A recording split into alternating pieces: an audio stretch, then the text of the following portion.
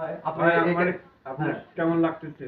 আসলে ভালো লাগতেছে। তো আমি আপনার কাছে জানতে চাচ্ছি আপনি কেমন লাগতেছে? আমার বেশি ভালো লাগছে। হ্যাঁ, ভালো লাগছে। আসলে মনে করেন যে ভালো লাগারই কথা। এত সুন্দর একটা পরিবেশ, মনে করেন যে এই যে জায়গাটা দেখছেন, এখানে মনে করেন যে মানে জমিদারের ছেলে পেলে নাতি পুতি মনে করেন যে এই সবাই মনে করেন যে এই যে পড়ে গেছে দেখছেন, এখানে এখানে আসে, এখানে যে এই যে মনে করেন যে এখানে এসে বসতো, এখানে এসে বসে মনে করেন যে আলোচনা করতো, এখানে একটা বৈঠক হতো বুঝছেন। এই বৈঠকে মনে করেন যে তারা কোন জায়গায় কি হবে কি হবে এইসব সব মনে করেন যে আলোচনা হতো। এখান থেকে মনে করেন চৌধুরী বের হতো। হ্যাঁ, সে আসলে বেরটা মনে করেন আসলে এখন না। মনে করেন যে চেষ্টা করতে দেখানোর জন্য মনে করেন যে আপনাদের কতটুকু দেখাতে পারতেছে আমি জানি না।